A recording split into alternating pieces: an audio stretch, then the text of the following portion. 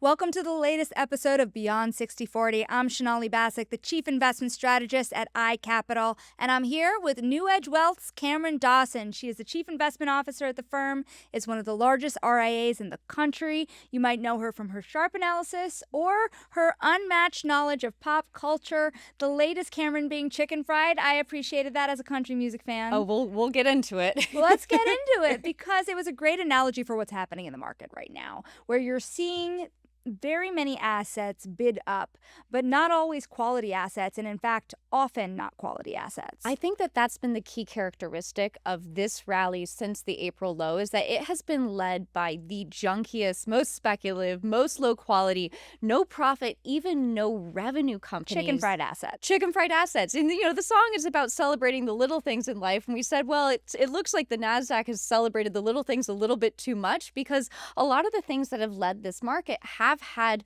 zero revenue or zero profits.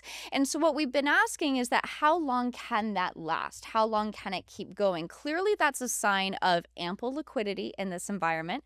Clearly, it's a sign of easy financial conditions, rabid risk-taking, a lot of risk appetite. We see that in individual investor accounts as well, with leverage levels picking up. And so all of this says to us is that we've been in a very abundant liquidity environment. We're not sure if that stays until 2026. So we're sticking to our guns and quality, making sure that we're not chasing some of these lower quality areas of the market, because that's what tends to add to portfolio volatility over the course of a broader cycle. Those little things in life like SPACs and non-profitable Exactly. tech. When the market has run up so far, and not just the stock market, but other types of assets, we've even seen the bond market of late get some interest. We've seen gold give up some of its gains, but still be bid up. The big question now for many people is, what do I do? What do I do from here? How do you think about this juncture we're at in the market? Yeah, it's a fascinating and challenging time because when you've had an everything rally that has taken valuations for everything across the market to rather extended levels, whether we're looking at equity valuations trading above COVID peaks, if you're looking at credit spreads at 20, 30-year tights, if you're looking at that rally in gold, certainly in pockets of crypto as well. And that has certainly led into the private markets as well, where you've seen big upticks in valuations even there, where you're seeing things like private credit spreads get extraordinarily tight as to what we're hearing from managers. So all of this says is that you have to remain very, very disciplined about where you're investing capital. It gets back to this idea of quality being important, and quality being important across asset spectrum. So not just within equities, but really focusing on quality within fixed income and very specifically within alternative investments, which I'm sure we'll get into. I'm making sure that we're underwriting in the event that you do see a slowdown potentially in growth, for example. So we think that high valuations effectively create more volatility or amplify potential volatility when negative news happens. The challenge is we're not really getting much negative news right now, so you have this continued drift higher in markets. And we'll get to the public, to the private part of the discussion. This is what I love about you, that you can kind of talk across the spectrum here. But a lot of people are asking, at these heights, is this going to end badly? Yeah. How are you thinking about this? Yeah, it's a question that comes up with our clients a great deal because they've all seen this story before. If they've been long-term investors and you see headlines that say the market is trading at valuations that we haven't seen since, for example, the tech bubble, people, of course, remember the degree of drawdowns that happened after those valuation peaks. The challenge that you have is that valuations aren't a great timing tool, meaning that they can go high and stay high and persist. And just because you have high valuations doesn't mean that you should be completely uninvested. And so the way that we manage it is really in two different ways. We want to make sure, again, I feel like a broken record talking about quality, but those are the parts of the market that tend to do well in drawdowns, making sure that you don't have too much leverage within markets. And then the last one is finding opportunities for diversification. And this is where, when we look at longer term cycles, if you look at the peaks in valuations like we got to back in the 2000s, or even you could go back to times like 1968, early 70s, where you had that peak in the Nifty 50. What happened after both of those valuation peaks was effectively lost decades of returns, meaning if you looked at the broad indices, they didn't go very far. Remember, it took 14 years to make a new high in the NASDAQ after the 2000 peak. And so It doesn't mean that you should be uninvested in that. It just means that there's a lot of rotations under the surface, a lot of opportunity for new things to take on leadership. So we're not at the point yet where we're betting against the leaders of the market that have led over the course of the last few years, but we're wanting to make sure that we're not over concentrated in those areas, because when the tide does eventually turn, that's when those areas will certainly provide a much better ballast in overall portfolio returns. And that's the other part of the equation. It's not only just, will this end badly? It's what do I do with the money that I've already gained? We're sitting here with this giant wealth effect in the markets, yet many portfolios are still quite heavily weighted in cash. How are you thinking about that dynamic in that when clients are putting that next dollar to work, how are they thinking about where to put it? One of the things that we've been talking to clients a lot about over the course of the last year is looking for ways to add less correlated or uncorrelated assets to portfolios. So we were sitting in our seats around this time last year saying, hey, markets are expensive and expectations are high. We wouldn't be surprised if we had lower forward returns. The funny thing is you can say the exact same thing today. So again, the broken record keeps coming out. But what we talked to clients about starting last year is to say, given this setup that might suggest we have lower forward returns, let's look for areas that don't necessarily derive their return streams directly from the equity market or directly from what the Fed is doing. And so that led us to look for sometimes a bit more esoteric assets within alternatives, doing a lot of work within infrastructure as well. These ideas that are there areas of the broader market where we can be able to get the kind of return profile we want without getting overexposed to highly correlated things like just large cap equities. Okay, so this is actually a really nice case for alternative assets.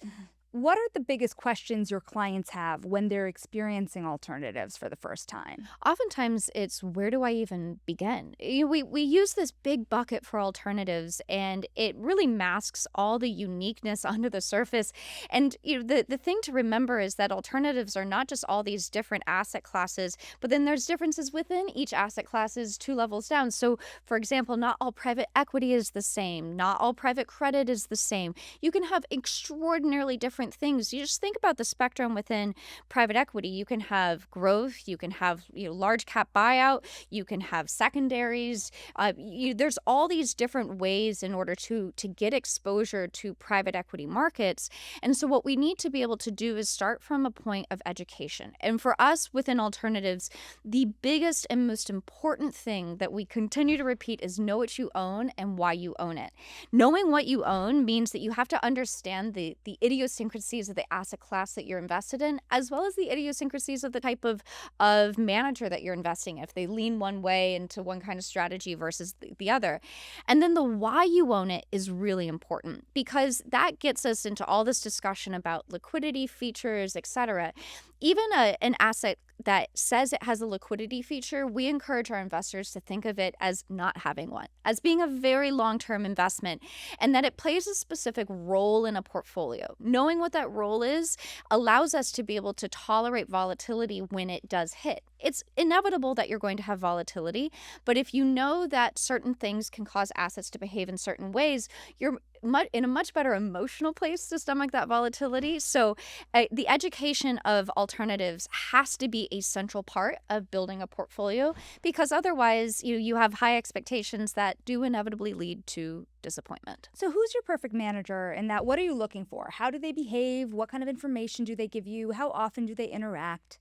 I feel like this is Miss Congeniality, where I'm I being know. asked, describe your perfect date. Yeah, exactly. April 14th, because all you need is a light sweater.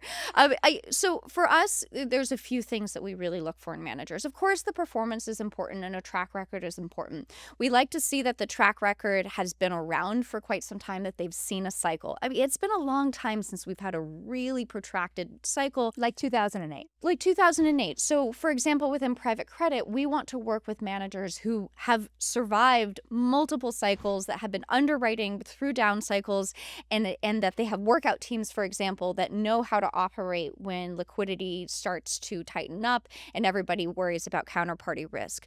So we really want to be able to identify those managers who've seen it all before, and that can help drive their investment process and make sure it also drives their risk management management process, because that's incredibly important. When we think about low liquidity assets, having a manager that understands risk management is so very key, because when you do hit volatility, you can't get your money back. It's not like going into the open market and selling stocks. So that's another important point.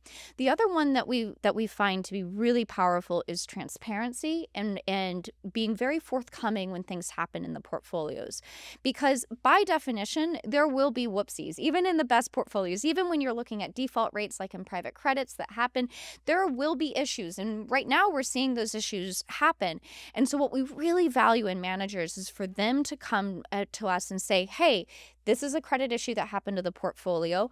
This is what drove it. We think it's idiosyncratic for X, Y, and Z reasons. Because I told a manager once back a couple years ago, as I said, well, if you don't tell me that the key reasons why it was idiosyncratic, I, as a portfolio selection person, will by definition extrapolate all the bad news to the rest of the portfolio. I'll see it as endemic. And so having that strong communication, having it be transparent, very forthcoming, and then combining that with good risk management processes and a good track record. It sounds like you also want some sense of honesty about when things are going wrong in the portfolio and how to put it into context. 1,000,000% yes, because this is the key difference between public markets and private markets, which in public markets, if a manager says something, they can be proven wrong or right very quickly by the public markets, because you have the voting and weighing machines of all the different market participants who are judging that manager or that management team one way or another. In private markets, we have to trust the asset manager themselves for the information about what's going on in the portfolio. There's no double check. Now, they have audits and they have all of these requirements that they have to meet as far as reporting, but the reality is that it is opaque, and it's opaque by design, and a lot of people seek that out because you don't have that same kind of volatility in the mark to market or volatility in the NAV. You don't have the challenge that you have in portfolio or in statement kind of volatility.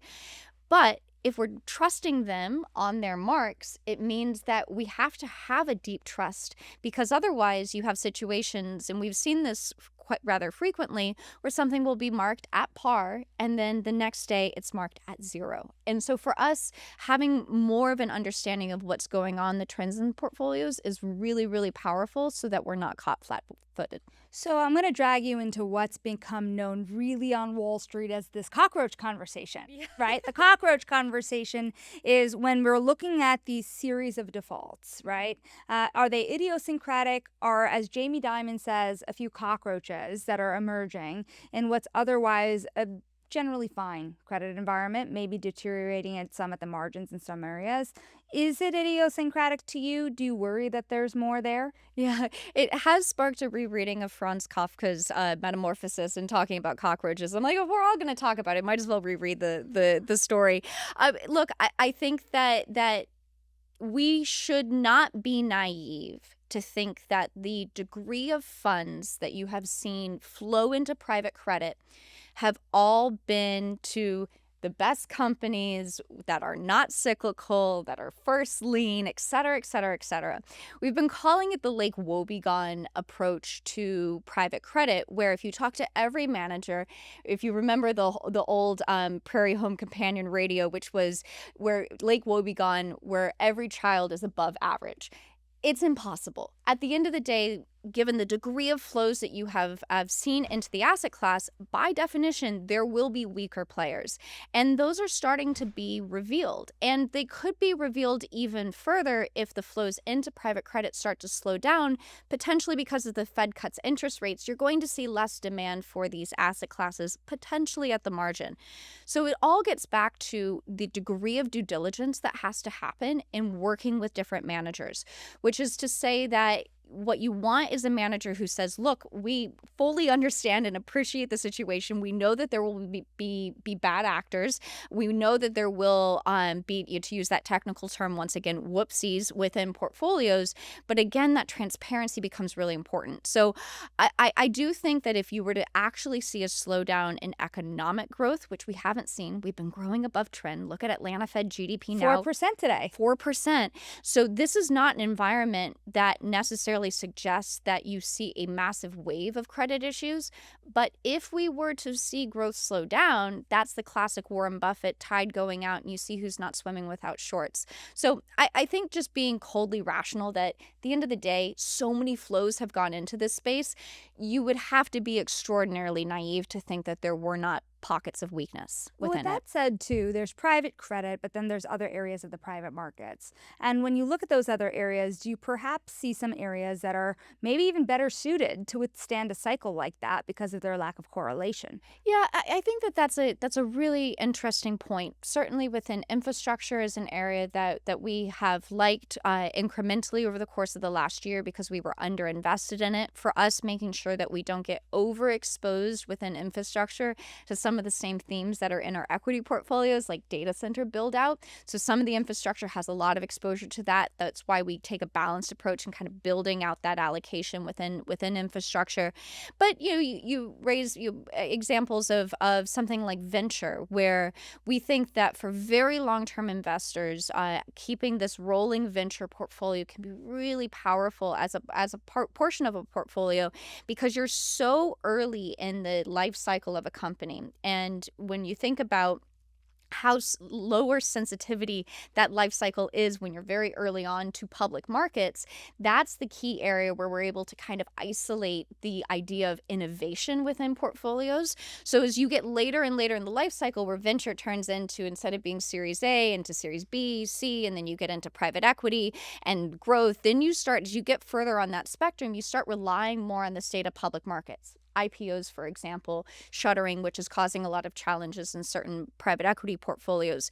So those are two examples of ways that you can find ways to isolate certain variables, whether it's the need for infrastructure and public funding or something like innovation, that can be really powerful parts of a portfolio. It's interesting because you're definitely not alone in that love of venture capital at the moment and growth equity. We're looking at private equity, which includes venture and growth, really come back in a big way, with private equity now surpassing, in the most recent quarter, even private credit for iCapital's own flow of funds. So certainly a lot of people interested in venture, but you guys were early actually Yeah. here. This I think is interesting. You actually made the decision to get into venture a few years ago. Yeah, we love when everybody says an asset class is uninvestable and dead, and that's when we start looking and being like, well, is that really the case? And so in 2022, venture was going through a really, really rough time, and we actually had something in the hopper that we were working on. Decided to wait, launch something in 2023 where we said, look, we're able to get access to funds that are really incredible. We think that there are really exciting technology changes that are happening, and so that vintage has been really impressive to see what the firms have been able to generate as far as returns thus far. Still very early on. These are very long life cycle businesses, so we're only 2.5 years into it. But I think the key is that within venture, it is really important to have diversification, and sometimes the limiting factor of that can be the fact that the minimums are so high. And so one of the ways that we've solved for that is being able to build feeder funds that allows us to build the diversity into the venture allocation without having it eat up such a large portion of the portfolio. The one thing I would also say is that we really like this ability to be able to find niche managers. At the end of the day, the law of large numbers is very real, and what we think happens is firms get bigger and bigger and bigger is the alphas that they used to be able to generate have effectively decayed into betas, meaning that they're no longer providing you the degree of outperformance that they did when they were much smaller firms. Again, law of large numbers is very real. So what we're trying to do is identify those smaller managers where we think that they have great talent, unique perspective, have the ability to generate those kinds of alpha type of returns, which then allows us to make sure that if we're paying you 2 and 20, we're getting what we paid for. And that's very critical for us in making sure that fee efficiency is very high. It's interesting. Artificial intelligence is one reason perhaps that venture has become more interesting to a lot of people. But one of the reasons I love talking to you when you're not seeing us on a camera, you are one of the people that I can talk to the most to look around the corner, to think about what are the big things that maybe people are not accounting for today that's not baked in. And the thing that we had talked about once a couple of weeks ago that I appreciated was, what about the impact of AI on existing portfolios. Yeah. Is there a risk that you look at a lot of these private equity investments that are made the last few years, and some of them are just obsolete because AI is going to get in the way of their progress? It's such a great question because you've had so much investment in software type of businesses over the course of the last few cycles, not just the last one, but even prior to the pandemic. And according to the public markets and the way that these software companies are trading, it seems as though that those are the areas that people see as most ripe for disruption. And we actually see it within our venture portfolios. We identify technology in two big camps of what we want expertise in, of identifying the managers. The first camp is those that have deep technological expertise. So working with managers that have these sort of innovation labs that are actually creating the technologies of the future.